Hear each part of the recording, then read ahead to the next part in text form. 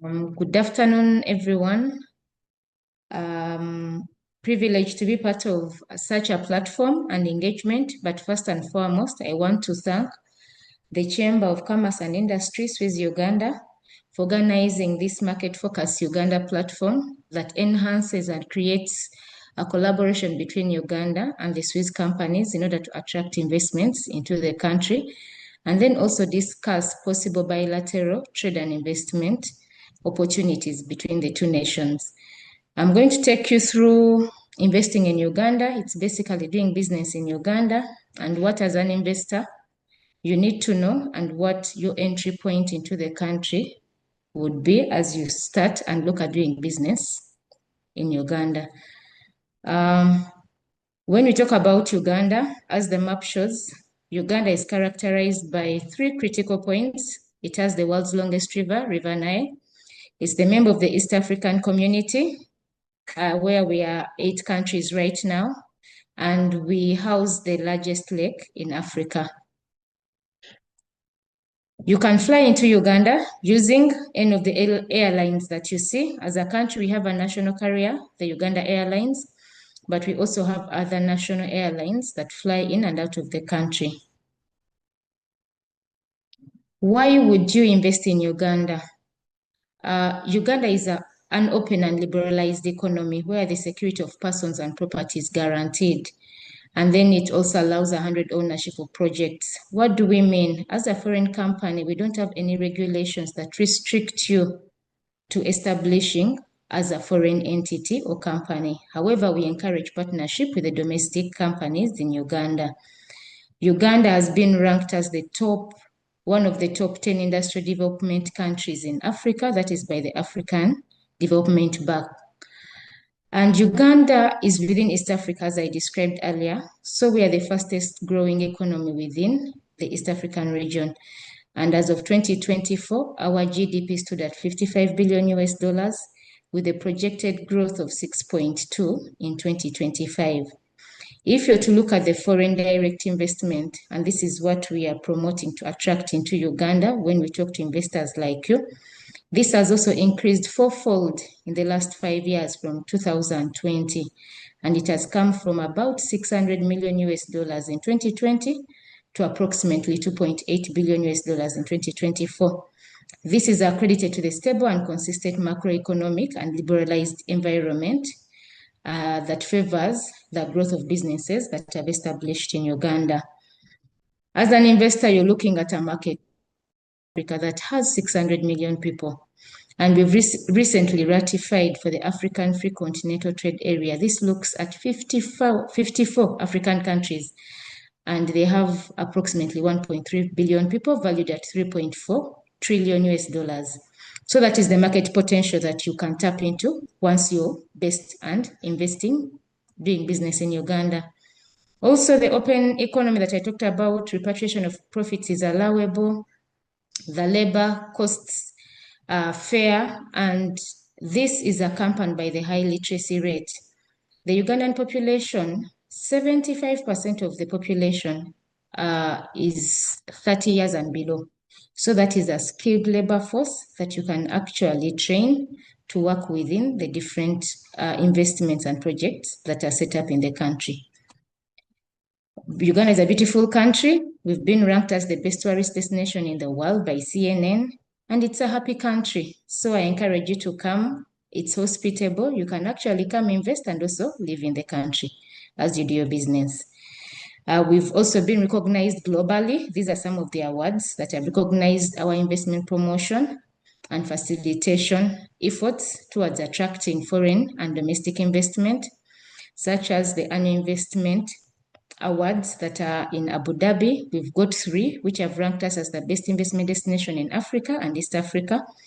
And then also we've been ranked as the 3rd most rewarding economy to invest in Africa. That is by the Oxford Economics 2023.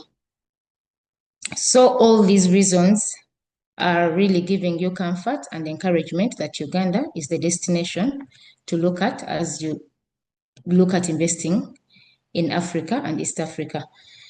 We have various investment opportunities as displayed. These are tagged to the National Development Plan. Our critical focus is in 4 areas, which is commercial agriculture and value addition. We have the tourism sector. We have the mining to add value to the various minerals that have been identified in the country. We have information, technology and science, innovation. We have oil and gas, and then also the service sector. All these, we have profiled projects which we've marked as bankable projects, and we'll be sharing these with you to see the detail of some of the projects that we are actually promoting and attracting investments into, and they are ready for partnership, both public and private projects. Some of the projects, of course, Uganda is an agriculture-based country. In agriculture, majority of the projects we want to add value to, we are driving the agro-industrialization agenda, where we want to create and add value to the various agricultural products that we are producing as a country for export, and then also into the regional markets that we are affiliated to.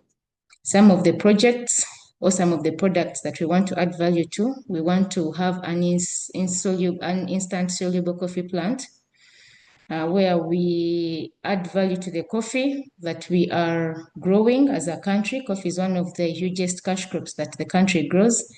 And this has a lot of value addition, including even green grading coffee facilities, also coffee waiting facilities and processing. Other products that we have in the agriculture sector include cotton and textile processing. This is a cash crop that we want to revamp within the country, but also look at producing for both the domestic and export market as we create backward linkages within this sector towards the growers of the cotton.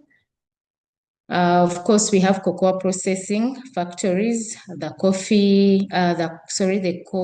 chocolate industry is booming, and right now 15 tons of cocoa beans are produced in Uganda, that is per month, and we want to attract factories that can process them for export, but also establish chocolate factories within the country, and then also look at the butter and the powder that comes out of cocoa.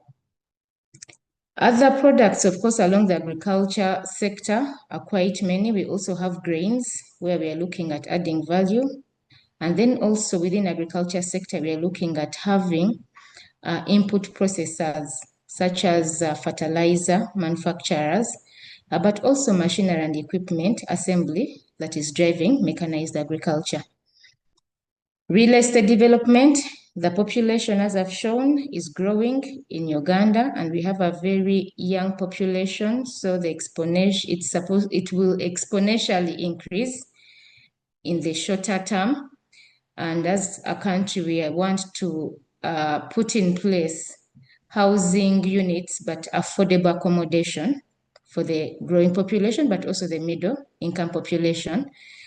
And here we are working with private sector, where we are seeking for partnership within the private sector, or even establishing as private developers, but also as government. We have our national housing construction company, the real estate arm, that is looking for partners to come and renovate the different areas and upgrade them into affordable housing units that can cater for the growing population.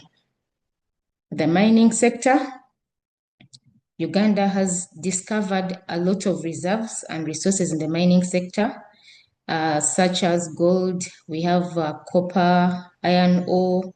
We've identified about 150 million tons of iron ore, and we want to attract a steel project plant to feed the infrastructure sector that is booming and growing.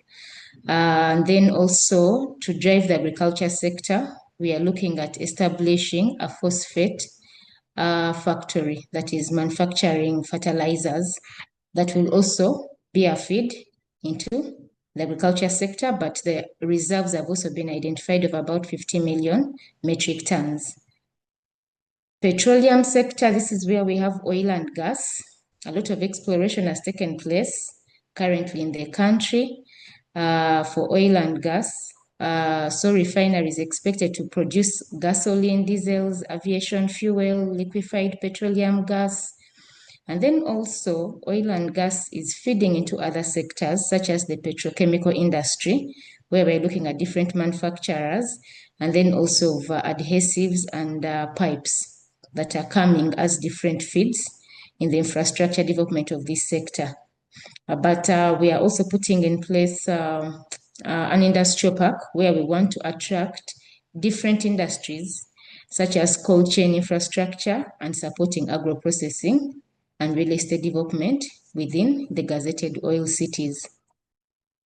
Uganda is a beautiful country, as I identified earlier, so tourism and accommodation is a critical sector where we want to attract high-end accommodation developers to put in place hotels and also convention centers that will enable us to attract the tourists to the different sites that we have. For example, we are good as a country in co-tourism and safari lodges. We have adventure tourism, gorilla and chimpanzee tracking tourism. And in all this, we want to put in place urban and conferencing tourism that will be able to accommodate the number of tourists that would come to look at the different tourism packages that are in place and also enjoy the beautiful nature Uganda has. Briefly, those are the key sectors, but as I've guided, the bankable project booklet talks about much more. We also have the renewable and energy sectors, where we are attracting the different sources of power generation, such as solar and biogas. So all these other opportunities, we will share that information so that you look through and get to understand the many opportunities that exist across the sectors that I've not highlighted. The key incentives in place as government of Uganda, we want to make the country competitive. The comparative advantage I've talked about because of the resource base we have. And now we have tax holidays and incentives that help a company produce and reduce the cost of production. And these are sector specific across the agriculture sector, manufacturing sector, tourism, all the key sectors that we are focusing on as a country. Some of the incentives include a 10-year income tax holiday, and this cuts across both agriculture and the manufacturing sector, plus tourism. If a company is producing the consumer goods and exporting 80% of the finished production, and when we say exporting, we are looking outside the East African region, then you qualify for the 10-year income tax holiday. However, also if you're investing a magnitude of 10 million US dollars in the same sectors and you're producing for the domestic market, you still qualify for the 10-year income tax holiday. Income tax in Uganda is 30%. So this is exempted for the next 10 years. And most machinery and plant and equipment in agriculture and manufacturing sectors has zero import duty exemptions. And VAT, which is the value added tax on your plant and machinery. In Uganda, it's 18%. This is deferred. You don't pay it because it becomes an operational cost until that point when you started producing to enable you establish and start operations and reduce your costs of operation.